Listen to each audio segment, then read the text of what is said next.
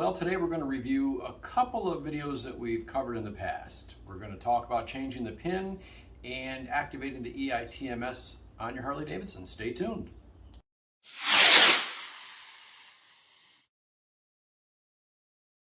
So with the warmer weather coming, I thought now would be a good time to revisit the EITMS system on our Harley Davidson motorcycles. EITMS is the Engine Idle Temperature Maintenance System. Just EITMS is a lot easier.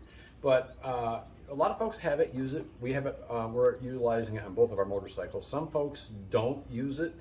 They don't even know it exists or don't know how to activate it. I printed out some notes. It's a pretty easy process on a Softail. So we're gonna do it here on my wife's Softail Slim. And let me just walk you through the steps. It's pretty simple. The first thing we're gonna do is we're gonna turn our little engine switch to on.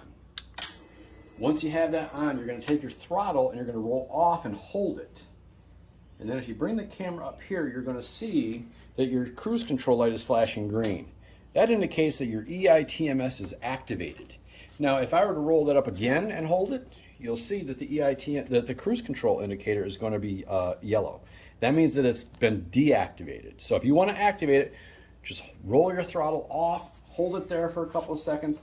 Your indicator is flashing green, and now your EITMS is activated. What that's going to do for you is when you're out riding around and you're stopped at a red light, a lot of times that's where a lot of the overheating occurs.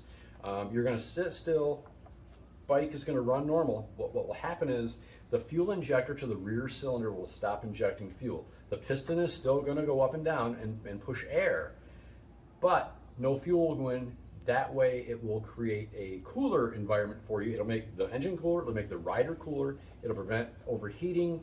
It's a really great system. So that's how you activate it. It's very simple. Put the motor on, the power on, roll that and hold it. When the cruise flashes green, it's activated. When it flashes amber, it's deactivated. It's that simple. So activate your EITMS. The warm weather is coming. It will really help keep you cool and it'll keep the motor cool. Make for a more enjoyable ride. Stay tuned and we're going to cover changing the PIN number for security purposes. The other thing I wanted to cover today was changing your PIN number for security purposes. We were recently at Speedway Harley Davidson for a meeting, and this woman came running and they just purchased a bike. The dealership had closed and they could not get the bike to run. The alarm kept going off, and it turned out that the batteries were dead in their fob. So there is a way to start the bike just using your PIN number. But I want to show you how to change the PIN, and then we'll go ahead and we'll start the bike using the PIN. So in order to change your PIN, you do need to have your fob present. So I've got my fob. I'll just pop that in my pocket. And then what you're going to do, and this is a little tricky, so what we're going to do is we're going to turn on my ignition here, and then we're going to ignition, off, ignition, off, ignition. Then your left turn signal 3 times. 1, 2, 3. Now you see I've got some flashing here, and now we're gonna hold this one time and release. That shows what my existing PIN is, okay? My PIN is 77968. I wanna change that, because now the entire world knows my PIN and you're gonna steal my bike. No. But anyway, I wanna change this. So what you do is you see that the first number is flashing. If you take your left signal and hold it, it'll change it. 9, you can go through and pick your PIN. Now, once you select the number you want, you use your right signal and it moves you over to the next one. So then we just move over to the next one.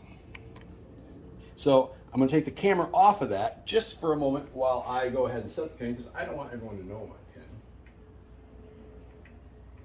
So let's go ahead and get that set.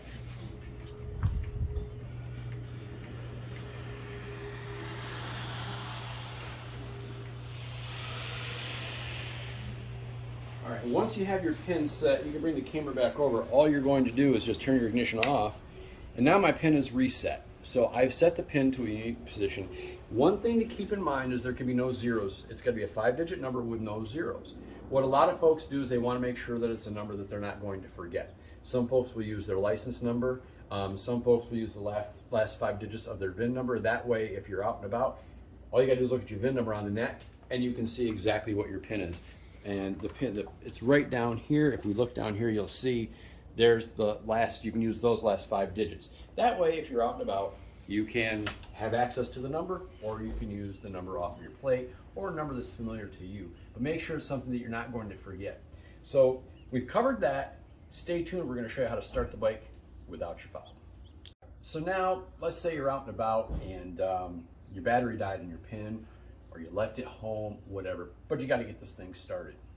There is a way to do it, pretty simple. We've just gone through how to set your PIN. Now let's try to start the bike without the fob using the PIN.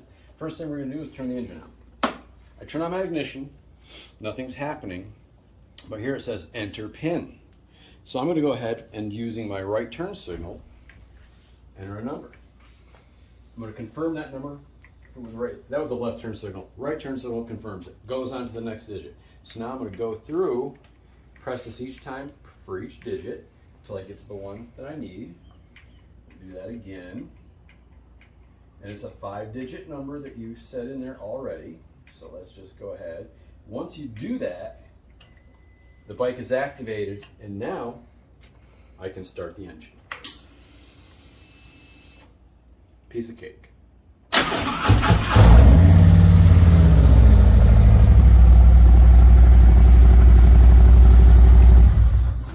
Our PIN number to start the motorcycle. It's a very easy procedure. We've changed the PIN and now we started the bike without it. Follow the steps. It's not hard. You can Google this, but now you've got it in the video. Watch this, review it, and I hope this helps out. We'll keep the engine cooler.